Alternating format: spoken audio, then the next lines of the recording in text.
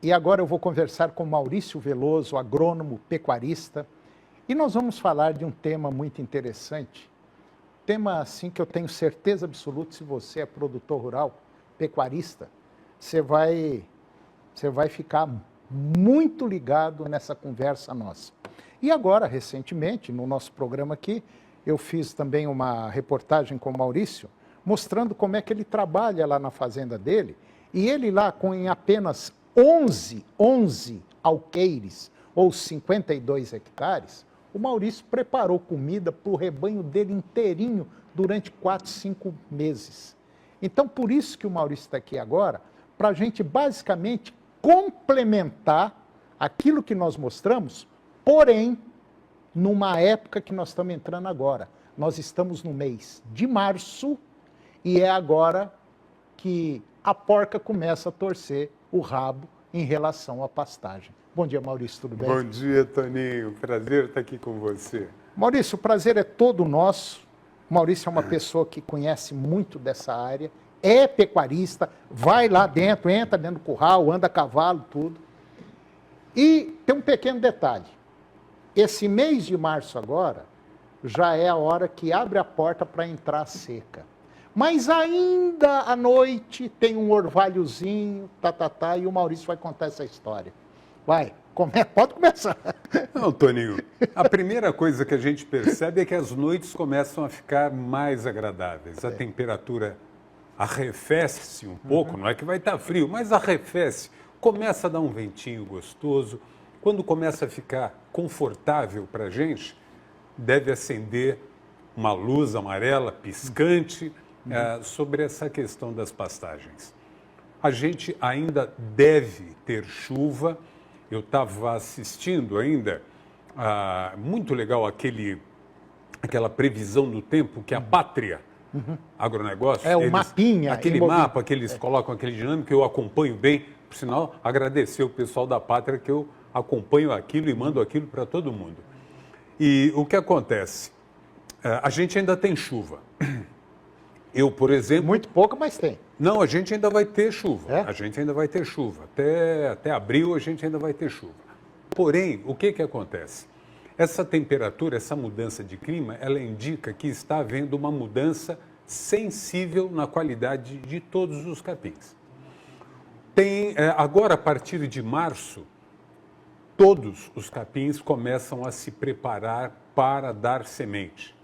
Uns começam mais cedo em março, outros vão começar em abril, mas daqui para frente a tendência é que todos os nossos capins, as nossas forrageiras tropicais, elas entrem num processo de transferência dos nutrientes das folhas para a formação das sementes. E aí o capim começa a endurecer. Ele endurece, mas antes que ele endureça, ele perde nutrição.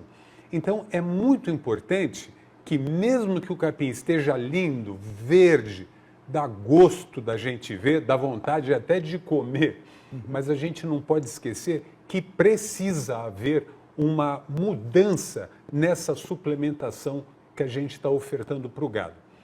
A suplementação mineral, proteica, energética, que estava sendo espetacular até hoje, tem que mudar. Não será a mesma suplementação que vai dar o mesmo resultado daqui para frente. Quer dizer, o gado começa a perder peso. Pois é, ele começa a ganhar menos peso. Ganhar menos peso. Ele vai ganhar menos. Então, e a gente não pode permitir que agora, ainda período das águas, que ele perca. Ele tem que continuar ganhando. Então, é preciso que a gente agora, de forma estratégica, cada um conhece o capim que tem em casa, né, que tem nas suas fazendas, e a gente precisa, obedecendo justamente esse estágio de maturação de cada tipo de capim, e a gente já comece a fazer essa mudança do suplemento ofertado para o gado, para que ele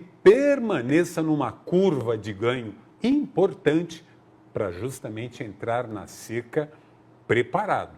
Quer dizer, nós temos uma grande quantidade de massa verde muito bonita, Só que se o pecuarista não conhecer a fundo, o capim está tapeando ele. Está tapeando, quer dizer, precisa conhecer a fisiologia do capim. Todos eles são diferentes. Você tem braquiarão, bacana. Você tem quicuio, bacana. Você tem andropógon, importantíssimo, bacana.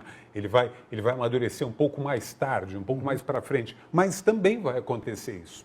Então, a gente não pode deixar nenhum desses capins subir demais a ponto de estarmos acumulando pendão, talo e não folha. Presta bem atenção agora na forma como você conduz isso agora e também conduz a suplementação para que a gente tenha forragem de qualidade durante o período da seca e que o gado não sofra essa quebra na curva de ganho que vinha tendo até agora.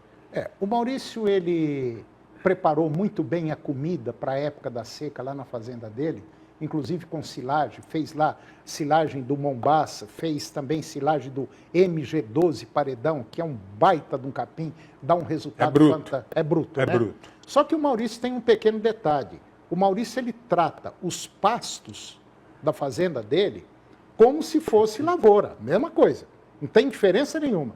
Ele trata do capim dele como se fosse uma soja, como se fosse um milho, e é por isso que em apenas 11 alqueires ele consegue fazer uma grande quantidade de comida. E agora, o pasto dele também já começa a entrar numa outra fase. Sem dúvida. E a fase que ele vai mudar a comida que ele vai pôr no coxo do gado. Perfeito. É isso, não é? Perfeito. É isso aí, Toninho. A gente tem que fazer esse ajuste o tempo todo. Na verdade, a qualidade do capim muda todo dia. Essa que é a verdade.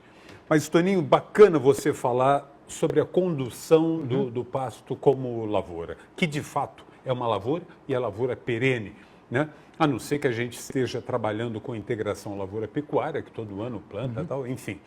Mas é importante a gente dizer isso porque quando a gente conduz, tem essa visão de que pasto é lavoura, automaticamente a gente ganha uma visão importantíssima e que às vezes é falha para nós pecuaristas, que é a visão da colheita. O que define esse ganho de peso, o GMD diário do gado, não é propriamente a qualidade, ou melhor, que tipo de capim. Claro que a fertilidade conta e conta muito, mas é importantíssimo você colher na hora certa, na hora exata. E nós todos temos pecado muito em relação a isso.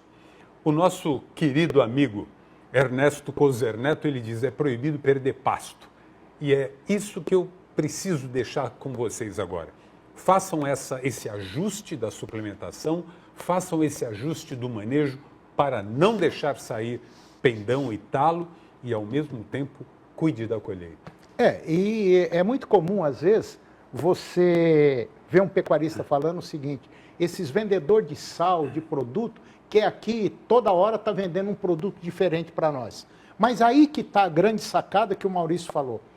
Cada época do ano, o capim atua e está de um jeito. Perfeito. E você tem que adequar aquele momento, a fisiologia do capim naquele momento, em relação à comida que você está dando para o gado. Senão o seu gado vai ficar desse jeito. Como é que é o nome do produto? Não é suplemento? É verdade. Ora, se é um suplemento, você tem que suplementar aquilo que a dieta não está oferecendo. É verdade. Fundamental. Bom, e é por isso que eu trouxe o Maurício para a gente bater esse papo aqui, que é altamente importante.